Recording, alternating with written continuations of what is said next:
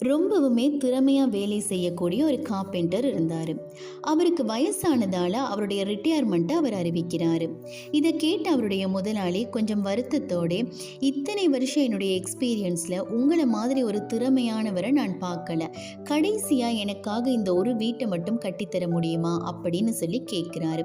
அந்த கார்பெண்டருக்கு அது பிடிக்கலைனாலும் தன்னுடைய முதலாளி கேட்டார் அப்படிங்கிறதுக்காக அவர் ஒத்துக்கொள்கிறாரு.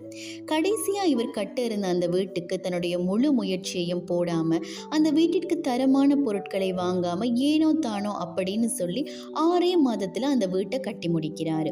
இப்போ அவருடைய முதலாளி அந்த வீட்டோட சாவியை எடுத்து அந்த கார்பெண்டர் கையில கொடுத்துட்டு சொல்றாரு, இத்தனை வருஷமா நீங்க செய்த வேலைக்கு என்னுடைய ஒரு சிறிய அன்பளிப்பு அப்படின்னு சொல்றாரு. இதை கேட்ட அந்த கார்பெண்டருக்கு ரொம்பவுமே வேதனையா போகுது. எனக்கு தான் இந்த வீடு அப்படின்னு தெரிஞ்சிருந்தா என்னுடைய முழு முயற்சியையும் போட்டு ஒவ்வொரு விஷயத்தையும் பார்த்து பார்த்து நான் செய்திருப்பேனே அப்படின்னு நினைச்சு ரொம்பவுமே வேதனைப்படுறாரு.